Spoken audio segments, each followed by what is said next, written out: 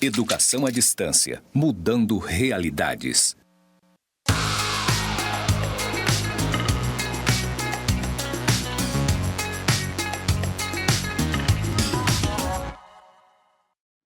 Saudações, pessoas! Sejam bem-vindos aos cursos do Instituto Federal de Educação, Ciência e Tecnologia de Rondônia, o IFRO, Campus Porto Velho, Zona Norte. Você está na licenciatura em Pedagogia EAD e eu sou a professora Anabela Barbosa. Juntinhos estamos na jornada de processos investigativos em educação. Nesse episódio, contextos e análise, reflexão e análise combinada. Então, se você quiser saber mais, me acompanha. Vamos iniciar com a minha audiodescrição. Eu sou uma mulher parda, de cabelos pretos na altura do ombro, estão soltos. Estou com um vestido em tom roxo claro. Ao fundo está a plotagem dos estúdios com conectores cinza e tons brancos. À minha direita está a nossa tela interativa. Eu sou uma mulher de aproximadamente 41 anos e 1,64 m, 65 com salto talvez. E o meu sinal para a comunidade Libras é Anabela. Vamos começar nessa jornada com a Mafalda. A Mafalda, que é uma produção aí do Quino, é uma menininha reflexiva. E nessa seleção aqui, são só as tirinhas de injustiça. E aí nós vamos lá, olha só aqui, a gente vai ler esse trechinho, tá bom? Então vamos lá. Existem homens cheios de princípios. É uma pena que eles nunca passam ao ato.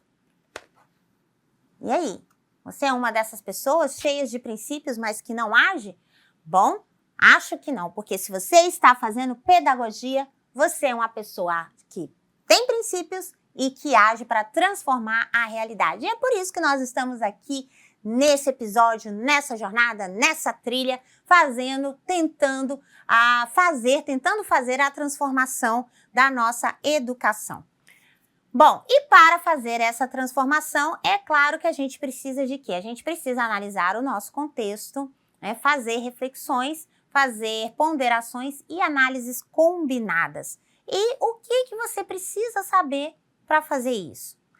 Quando você tem por base a processos investigativos em educação, você tem a educação como locus e como objeto de pesquisa e a sua identidade docente é uma identidade de professor pesquisador, pautado no princípio freiriano de que nós somos seres em constante inacabamento e somos seres políticos, porque agimos na realidade para transformá-la. E nessa perspectiva, o seu projeto de pesquisa estará ancorado nos princípios da acessibilidade, da inclusão, da transdisciplinaridade, da multiculturalidade, e, claro, do princípio da humanidade e da ética. Bom, esse projeto de pesquisa, como é que faz mesmo? Como é que a gente começa? De onde a gente parte? Como é que a gente escreve? O que tem que entender dentro dele? Como é que a gente faz? De que jeito que a gente faz? Onde que a gente faz? Com quem que a gente faz? São tantas perguntas e a gente vai tentar respondê-las algumas. Então vamos acompanhar aqui na nossa tela interativa, processos investigativos em educação, a jornada continua. Então, nós já vimos aí quais são as nossas bases e as nossas inspirações, não é verdade? Então, a gente também já passou aí por nossas reflexões, a nossa carga horária. Aqui é importante fazer esse resgate, que a nossa competência é empregar práticas de pesquisa fundamentada no domínio dos conhecimentos científicos e didáticos.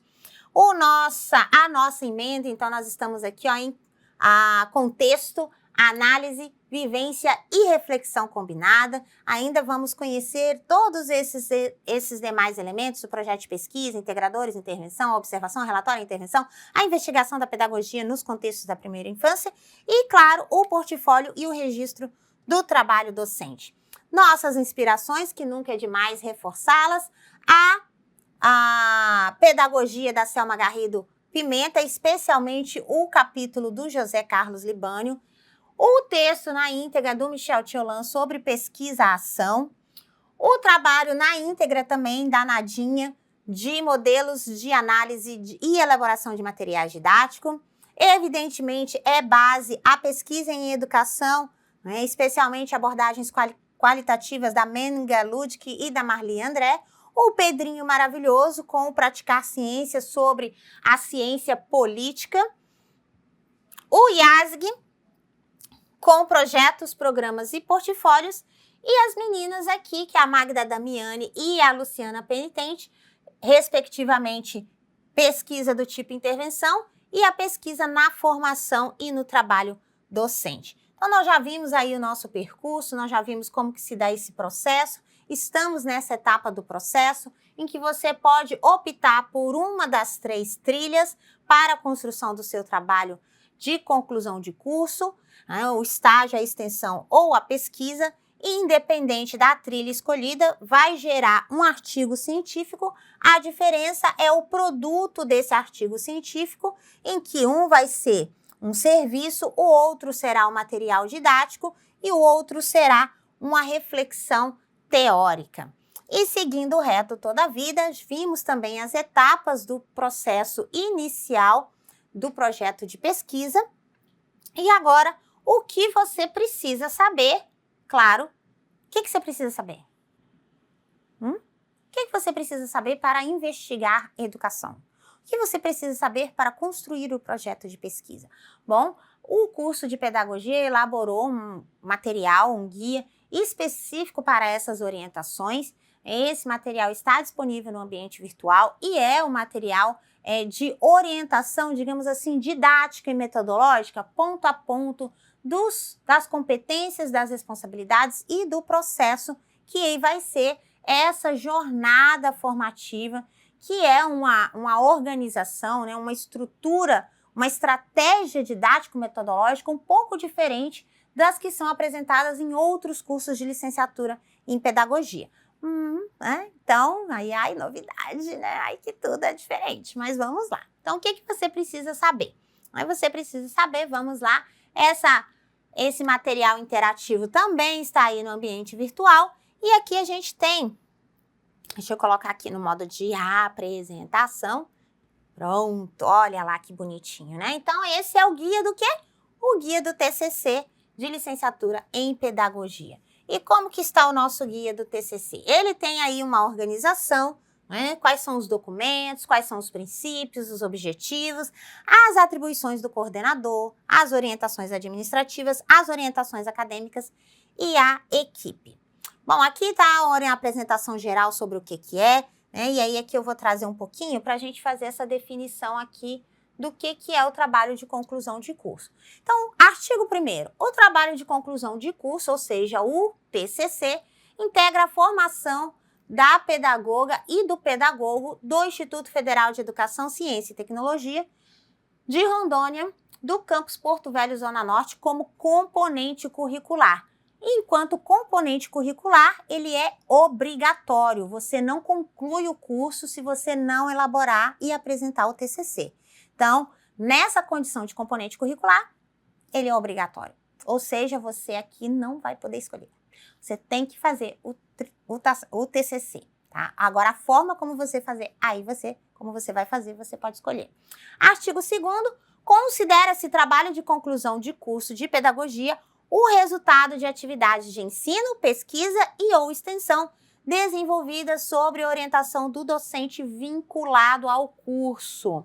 Portanto, você que é acadêmico, você só vai concluir o curso se o seu projeto de pesquisa e o resultado desse projeto de pesquisa, que é um artigo científico sobre um produto, um serviço ou uma reflexão teórica, estiver orientado por um professor do curso. A gente vai conhecer quais são esses professores, já vou dizendo e antecipar que eu sou uma dessas professoras. É claro que se você quiser a minha orientação, a gente tem que combinar, né? Minha agenda é super lotada, mas vamos lá, você vai poder escolher o seu orientador de acordo com a afinidade temática.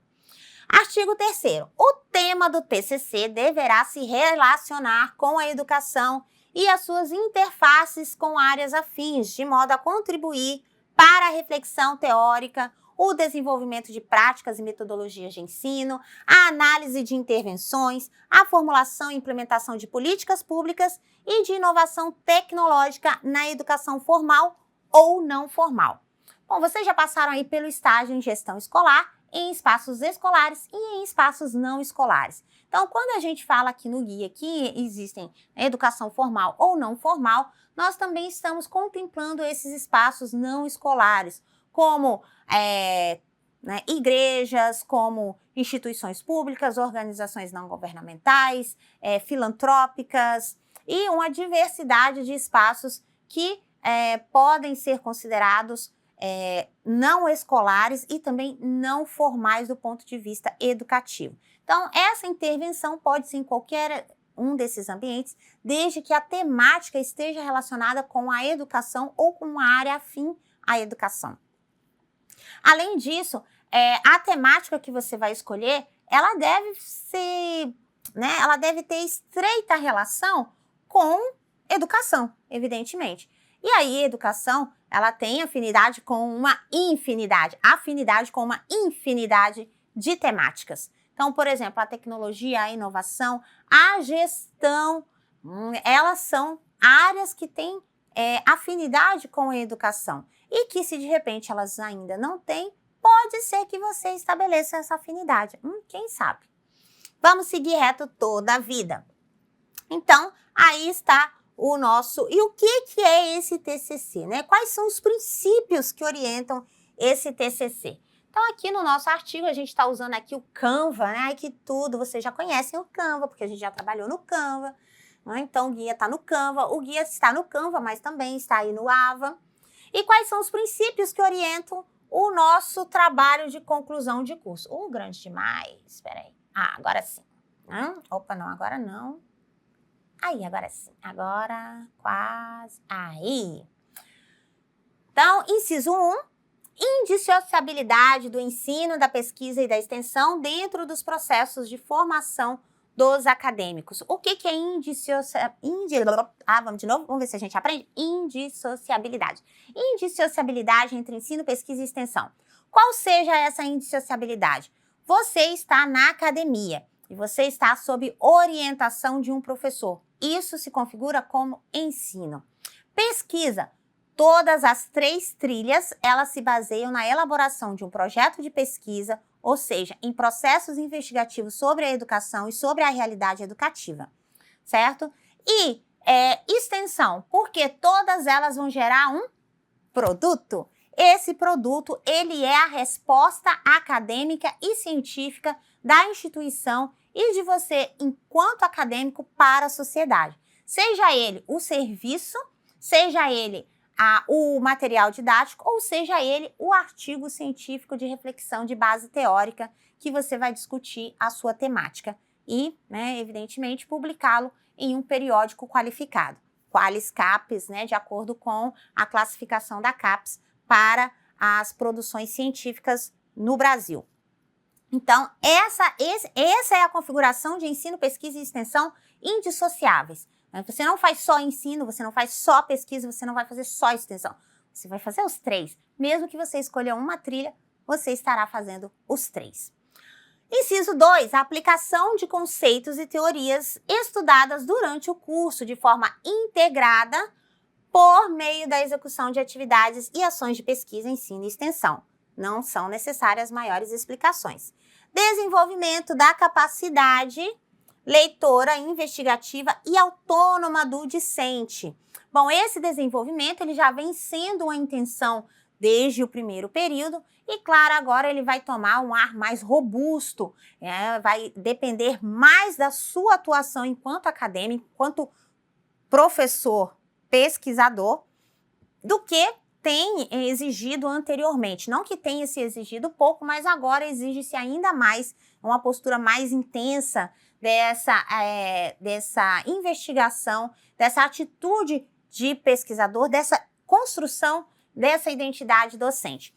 E aí, nesse quesito, você tem o quê? Você vai ter que ler, gente. É claro, a gente fala aqui de ler desde o começo, né? E você lê tirinha, você lê poesia, você lê reflexões, você lê teoria, você lê prática, você tem que ler. Se você não lê, fica difícil de você ir para frente. Então, difícil, você tem que ler. Aqui, sempre os professores vão trazer generalizações. Não é possível, nessa estrutura que nós apresentamos, tanto na estrutura presencial, quanto na estrutura normalmente chamada de educação à distância, embora estejamos caminhando para uma educação híbrida. Você que é do curso de pedagogia, você sabe que você está numa educação híbrida, porque o presencial e o à distância estão ali, ó, juntinho, grudadinho, best friend forever. Então, esse desenvolvimento dessa atividade leitora é essencial para quê? Para que você construa o seu conhecimento, as suas impressões sobre a realidade, sobre as teorias que você acredita ou que você não acredita, ou construa os argumentos para refutar as teorias que você não acredita, ou para fomentar e fortalecer as teorias que você acredita. Então, a leitura ela é essencial para esse tipo de construção. Não se deve jamais em uma profissão, como a profissão de professor e como das demais profissões, você se basear nas fofocas teóricas. O que o fulano de tal diz sobre ciclano, o que ciclano diz sobre Beltrano. Vai lá e leia a fundo, leia a obra, leia o autor, para você saber o que ele diz e se você concorda ou não com aquilo que ele diz. Porque é a sua leitura de mundo, sobre a leitura da palavra. E aí, Paulinho, de novo, a nos orientar e nos guiar e nos inspirar sempre. Bom, inciso 4, interação do discente com o mundo do trabalho e com a ciência. Perfeito! Ai, que palavra maravilhosa! Perfeita essa construção. Quem construiu isso merece um beijo. Acho que fui eu, não tô brincando. Foi uma construção coletiva. Bom, interação, olha, entre mundo do trabalho e ciência. O que é a interação entre mundo do trabalho e ciência? É você olhar para a prática educativa. Esse é o mundo do trabalho da educação, a sala de aula, o espaço educativo, a gestão da escola, o acompanhamento pedagógico, o sistema de avaliação, olhar para essa realidade em que você está atuando enquanto estagiário ou auxiliar, ou que você de repente já atua porque é uma segunda graduação e agora uma licenciatura, mas que você vai olhar para essa realidade, que é o locus do seu trabalho, e vai se basear a partir da ciência. Você não vai se basear em achismos, em ideologias vagas, ou então numa ideologia cega. Você vai se basear em evidências científicas. O que é uma evidência científica? É uma análise detida, pormenorizada, amparada numa teoria crítica sobre aquele fato, sobre aquele contexto, sobre aquela condição. Então, isso é a interação entre trabalho e ciência. Toda atitude, toda decisão, a tomada de decisão, ela deve se pautar pelo argumento científico. O argumento científico não é um argumento distante da realidade, pelo contrário, ele é um argumento que fundamenta a tomada de decisão mais ajustada, mais adequada, mais próxima da realidade em que você está inserido. Inciso 5, espírito crítico e reflexivo no meio social onde você está inserido. Evidentemente que se você não tem uma atitude científica, se você não tem uma atitude de investigação, de curiosidade sobre a sua realidade, vai ser muito mais difícil você desenvolver esse espírito crítico, porque o espírito crítico depende dessa reflexão sobre a prática, dessa reflexão sobre a realidade, tá? Acessibilidade e inclusão, a proposta é que a gente trabalhe materiais voltados para essa estrutura. Então, tanto o serviço, se você escolher a trilha da extensão, a trilha da extensão, quanto o material didático, se você escolher a trilha do estágio, quanto o artigo científico de base teórica, se você escolher a trilha da pesquisa, eles devem se basear nesse princípio de que vou produzir algo para todos, e não para um padrão médio, mas para todos. É um exercício difícil, é um exercício complexo, mas é um exercício necessário e que deve ser iniciado mesmo que as condições não estejam plenamente atendidas. Porque se nós não dermos o primeiro passo, quem os dará? E formação do discente para o exercício da profissão e para a cidadania. Ai, que bonitinho isso, né, professora? Pois é, à medida que você age sobre esse mundo, que você toma uma atitude política, que você é um professor pesquisador, e enquanto professor pesquisador, você é um cidadão ele age na sociedade. Um cidadão não é uma pessoa apática, não é uma pessoa espectadora, é uma pessoa ativa, né? É uma pessoa que participa. Por isso que nós temos uma democracia participativa. Se você não participar, essa democracia, tchau. Bom, e vamos seguindo reto toda a vida, né? Aqui nós temos os objetivos, que nós não vamos nos delongar, porque você tá vendo, é um rol extensivo, mas o material está disponível aí no ambiente virtual. A gente tem as definições do que são os trabalhos de conclusão de curso, e aqui, claro, é importante a gente fazer aí algumas observações de que como serão esses trabalhos. Então, o artigo 7º vai dizer o quê? As atividades de TCC devem ser iniciadas na oferta das disciplinas de metodologia, que foi o que já aconteceu, vocês conhecerem as escolas, fazerem entrevista com os professores, né, e toda essa preparação.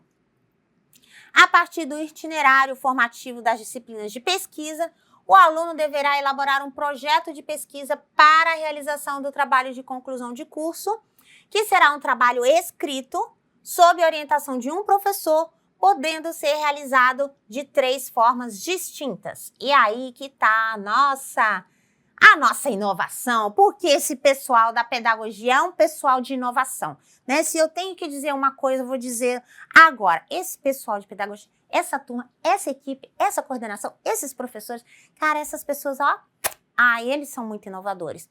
E aqui está a nossa inovação didático-metodológica, que você pode escolher uma dessas 3 formas. Um trabalho acadêmico, vou até aumentar aqui um pouquinho, né? Para você não ter dúvidas do que é que você vai escolher. Um trabalho acadêmico de pesquisa escrito, resultante de estudos de pesquisa e extensão, evidentemente, em que o acadêmico tem iniciado em alguma etapa do curso vinculada à sua formação. Um trabalho de pesquisa escrito a partir de um projeto elaborado no 5º período da disciplina de qual disciplina? Processos investigativos em educação. A construção do projeto de pesquisa, bem como nas disciplinas de pesquisa e prática pedagógica, TCC1 e TCC2. Então, ou é esse trabalho acadêmico, ou é esse trabalho acadêmico, ou ainda é um trabalho acadêmico escrito decorrente das atividades de estágio curricular supervisionado e que tenha como foco a prática educativa reflexiva. Ou seja, em continuidade à prática desenvolvida na proposta do projeto integrado no decorrer do curso. Muito bem, e aí o que ele acontece? Ele acontece da seguinte forma. O artigo 9º vai nos dizer aí que o TCC é mediado pelo orientador e compreende 2 etapas. Embora de caráter contínuo e articulado, as etapas envolvem o planejamento e a implementação de ações destinadas a produzir avanços e melhorias nos processos educacionais, bem como a avaliação dessas ações seguindo as etapas. Bom, etapa 1 consiste na elaboração do projeto de pesquisa, partindo do conhecimento da realidade dos seus saberes experienciais, aliado às bases profissionais construídas no curso. E etapa 2 consiste na reflexão e na apresentação do resultado. Então, essa é a estrutura base aí, né, das definições do nosso trabalho de conclusão de curso. E essas 2 etapas, portanto, é a etapa da elaboração do projeto, então é a prospecção, né, é a implementação do que foi prospectado e o registro, né? O registro dessa prospecção e dessa idealização, que é o registro desses resultados. A que se chegou, a que avanço, a que melhoria, a que discussão, né? Qual foi a evolução nesse processo. E, claro, indo já para o nosso, cadê? Da coordenação, atribuições e direitos do orientando. Olha só que bonitinho, né? Então, agora, caminhando aí já para o nosso final. Demais, né, professora? Lá pelas tantas, no artigo 16, né, o orientador do TCC deverá pertencer ao quadro de servidores do Instituto Federal, dos direitos e deveres do orientador. Então, o orientador tem esses direitos, né? Ele vai realizar as orientações, ele tem que divulgar os dias e horários das orientações para os seus alunos, ele tem que orientar os trabalhos, ele tem que realizar as atribuições do professor orientador definidas lá no módulo do TCC no SUAP e, se for o caso, solicitar desligamento de orientações nas condições em que o aluno não esteja seguindo os prazos estabelecidos. Isso é muito importante, porque às vezes o orientando, ele não está cumprindo com os prazos exigidos e, embora haja aí uma flexibilidade e somos sabedores de que há intempéries e há condições que são maiores do que as nossas vontades, todas elas têm amparo legal. Se não se classificam nesse amparo legal como a licença gestante, a licença adotante, os casos de saúde e as outras peculiaridades definidas em lei, você deve estabelecer um diálogo claro com o seu orientador. Se você não está em condições de produzir, converse com ele para que esse processo seja amenizado e seja compreendido e, quem sabe, sobrestado, para que você possa, se for o caso, cuidar das suas necessidades imediatas e depois retornar à produção científica. Mas se esse diálogo não ficar estabelecido nem claro, o orientador tem o direito de pedir o desligamento da orientação. Portanto, como a gente já falou em episódio anterior, sensibilidade e diálogo são elementos essenciais para o processo de orientação, ok? Bom, e caso é responsabilidade do orientador submeter o projeto de pesquisa ao comitê de ética, quando for o caso. Então, aí você vai analisar com o seu orientador quando que é o caso de você submeter ao comitê de ética, especialmente quando houver tratamento direto aí com pessoas.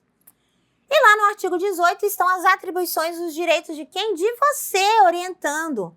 Então, você tem o direito de receber orientação, você deve ser previamente informado dos prazos para entrega do plano de trabalho, você deve elaborar o projeto de pesquisa e encaminhar ele ao orientador para aprovação, você deve realizar a pesquisa conforme a metodologia e cronograma apresentado no projeto e obrigatoriamente aprovado pelo Comitê de Ética e Pesquisa, quando for o caso, realizar as leituras indicadas, evidentemente, produzir o projeto de pesquisa de acordo com as regras definidas aqui, as regras da ABNT e as regras do Comitê de Ética, responsabilizar-se para que não haja plágio na escrita do seu projeto.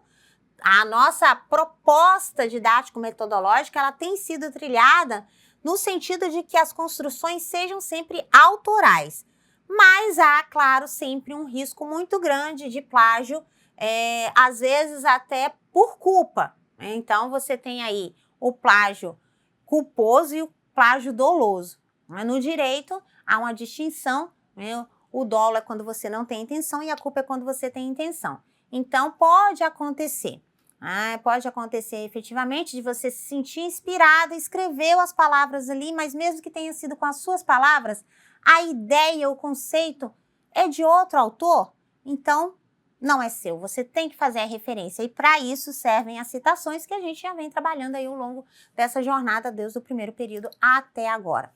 Portanto, para evitar o plágio, você usa as citações, direta longa, direta curta, indireta, citação de citação que é fofoca.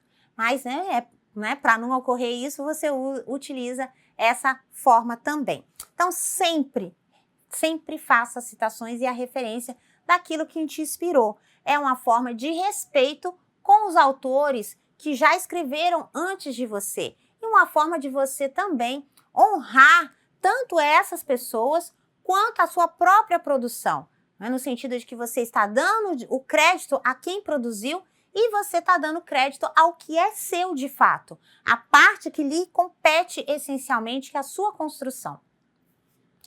Cumprir os prazos, responsabilizar-se pelo uso dos direitos autorais resguardados, sempre quando você fazer as citações, ou a cópia, ou as transcrições, entregar a versão final do TCC, apresentar o TCC de acordo com as regras estabelecidas no modelo de artigo, que vai estar aqui no anexo e que a gente vai ver aí para frente.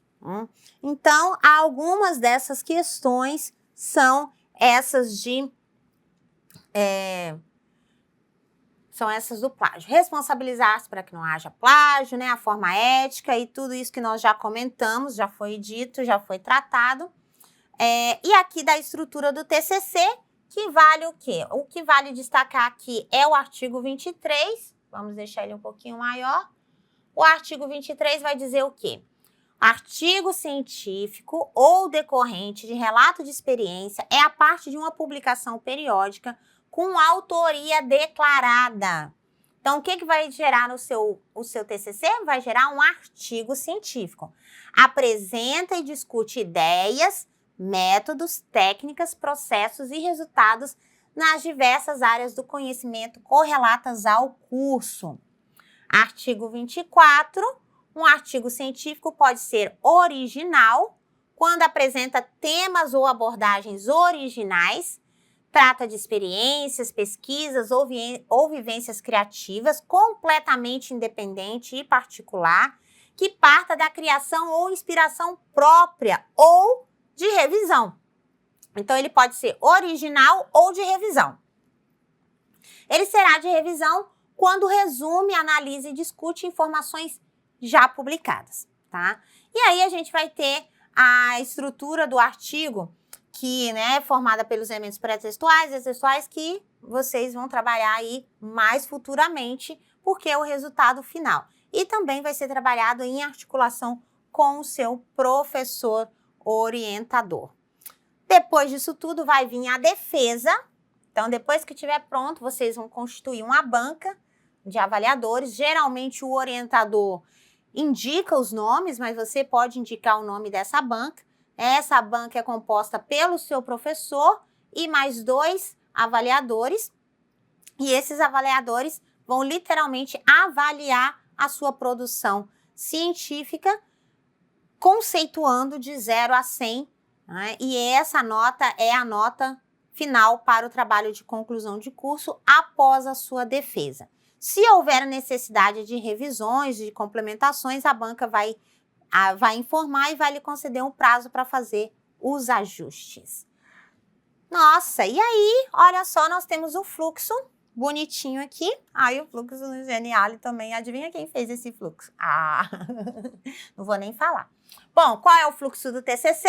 Vocês começaram lá no primeiro período, com metodologias do trabalho acadêmico.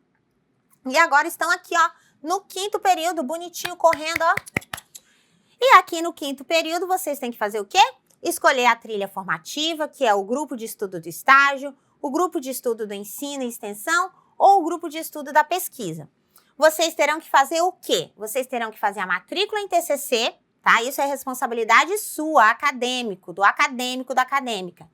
Fazer a matrícula em TCC, escolher o orientador, elaborar o projeto em articulação com o orientador, fazer o registro do projeto no SUAP, depois definir a banca de avaliação do projeto de pesquisa para a qualificação. E aqui, a qualificação não é a defesa, tá? É para dizer se o projeto está atendendo às normativas e às diretrizes do Comitê de Ética e da Associação Brasileira de Normas Técnicas.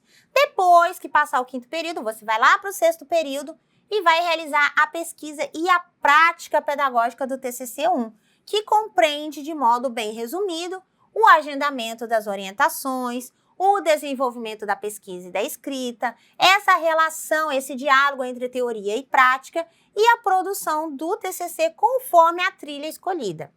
Aí você vai seguindo reto para o 7º período, que continua o agendamento das orientações, o desenvolvimento da pesquisa e a produção conforme a trilha escolhida.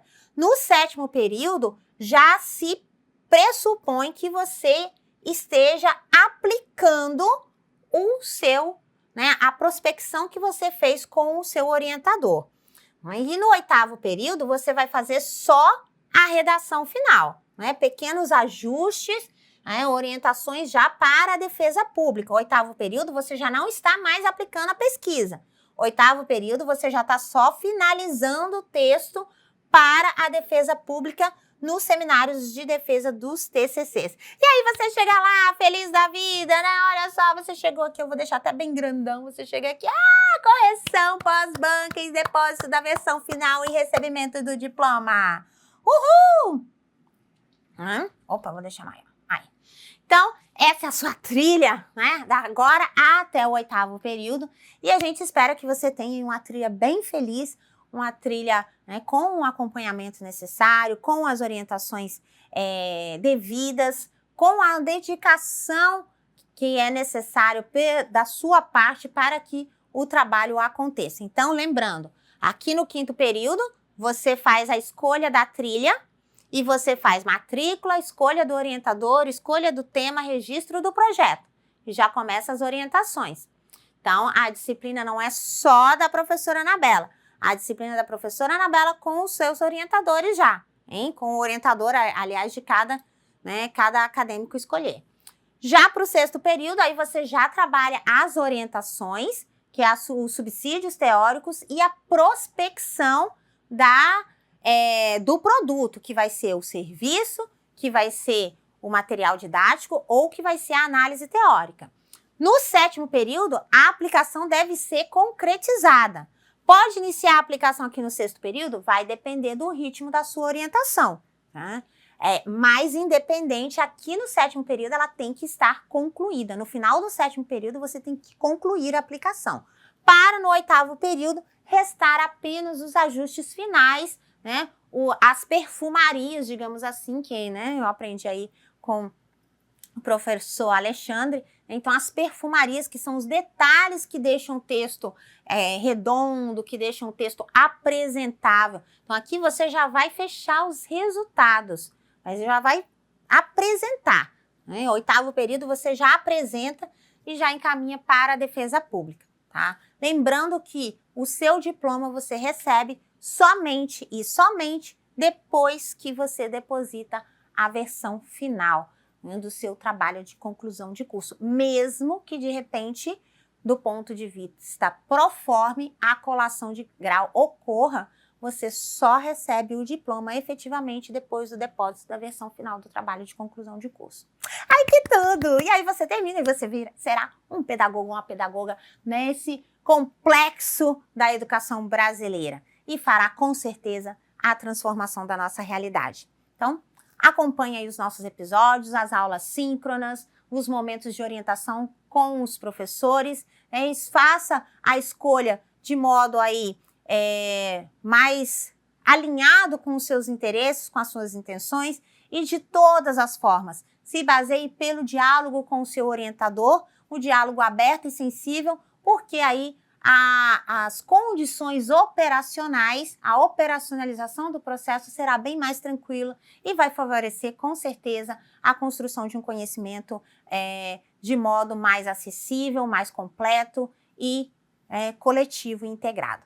Então, encerrando esse episódio, aqui nós fizemos o quê? Generalizações. Se você quiser saber mais, vá lá, acesse o material, acesse o guia que está disponível no ambiente virtual, acesse o projeto pedagógico do curso, todas as leituras indicadas na biblioteca, na minha biblioteca e, com certeza, curiose-se. Até mais, bonanças!